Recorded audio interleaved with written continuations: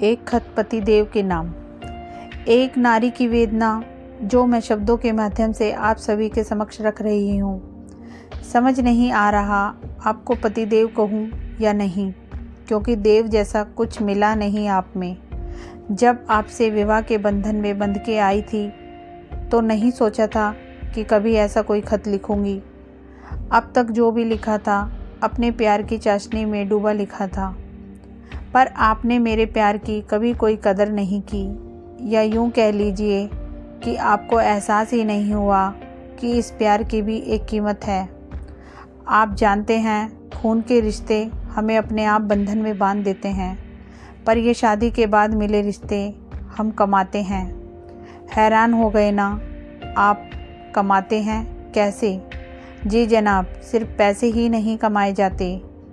जो आप आज तक कर रहे हैं, मैंने आपके घर में आने के बाद अपने प्यार से, सब्र से अपने रिश्ते कमाए। आपके भाई मेरे देवर, आपकी बहनें मेरी नंदें, आपके माता पिता को अपना माना। मुझ में और खुद में फ़र्क देखना चाहते हैं तो सबूत आपकी अपनी ज़ुबान में है। मैंने आज तक नहीं कहा आपके माता पिता, आपके भाई बहन, पर आप इतने वर्षों बाद भी तुम्हारे पापा, तुम्हारी मम्मी, तुम्हारे भाई, तुम्हारी बहन, आपके भाई बहनों के बच्चों को अपना माना। क्या कभी आपने भी यह प्यार मेरे मायके में जताया? मेरे तो रिश्ते बन गए खट्टे मीठे ही सही, पर आपका क्या? मैंने इंसान से शादी की थी, एटीएम मशीन से नहीं। व्यर्थ है मेरे लिए ये रुपये जिनमें मुझे आपका साथ नहीं मिलता। ऐसा नहीं कि आपका प्यार की अनुभूति से अनभिज्ञ है, आपको भी उतना ही प्यार था, पर खो गया कहीं। भूल नहीं पाती कितना मान दिया था आपने मेरे अस्तित्व को, पर बाद में उसी अस्तित्व को ख़त्म करने में भी आपकी ही भूमिका रही। बच्चों के जन्म हो या अस्पताल के चक्कर, हर जगह का सफ़र अकेले तय किया। अब आप कहेंगे अकेले क्यों? मम्मी या फिर तुम्हारी मम्मी हमेशा साथ रहे।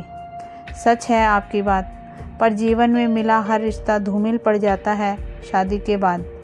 मेरे पहले सच्चे मित्र भी अब आप ही थे, जिससे मैं बिना डरे दिल की बात कह दूं, वह भी आप ही थे। आपके मन का पता नहीं, पर आप मेरे जीवन साथी हैं तो हर जगह आपको ही तलाश करती हूँ, पर नहीं पाती मैं अब उस देव को, न पति को। आपने हर बार मेरे ही विश्वास की धज्जियाँ उड़ाई। कहते हैं स्त्री 10 बातें बर्दाश्त करती है तो पुरुष एक करता है। सही है, मैंने तो 100 बातें बर्दाश्त की, पर आपने एक भी नहीं। जब आपने मुझे अपशब्द कहे मैंने बर्दाश्त किया, पर अपना रोष तब भी प्रकट किया कि आप समझ जाएं, यह व्यवहार उचित नहीं। किंतु जब आपने मेरे माता पिता को अपशब्द कहे, मुझ पे नाराज़ होते हुए, अपनी ही गलती को छिपाते हुए, तो वह मुझे बर्दाश्त नहीं। वह बेचारे तो वहाँ थे भी नहीं। सच बताइए, अगर मैं आपके माता पिता को एक भी अपशब्द तो दूर कुछ गलत बोल दूं, तो आप तलाक तक सोच लेंगे, बर्दाश्त नहीं कर पाएंगे। पर किस प्रेम और आदर की उम्मीद करते हैं? आप आते हैं रोज़ मेरे सामने। हाँ, पति हो मेरे, पर परमेश्वर नहीं। अब आपका दिया जख्म मेरे दिल का नासूर है। मुझे आपके चेहरे में सिर्फ वह व्यक्ति दिखता है अब जिसने मेरी और मेरे माता पिता की बेइज्जती की है। नहीं मुस्कुरा पाती अब। एक छोटा सा शब्द है सॉरी, दिया तो अंग्रेज़ों ने है, पर कमाल का है। एक बार दिल से ज़बान पे इकरार किया होता कि हो गई मुझसे गलती, अपने गुस्से के आवेश में, आइंदा ख्याल रखूँगा। पर कैसे कहें, आपका पुरुषार्थ रोकता है ना। पुरुष गलती के इनकार करने में नहीं, अपनी गलती मानने में है। आपने क्या क्या खोया आप खुद परखें, पर गौर करना अपने कमाए रिश्ते आज भी दिल से निभा रही हूँ। जानते हैं क्यों? क्योंकि मेरी माँ ने सिखाया था, पति को तो हर औरत अपना मानती है, लेकिन रिश्ते वही निभा पाती है जो उसके घर वालों को भी अपना ले। सबसे प्यार करना, खूब इज्जत करना, पर खुद की भी इज्जत करना, खुद से भी प्यार करना।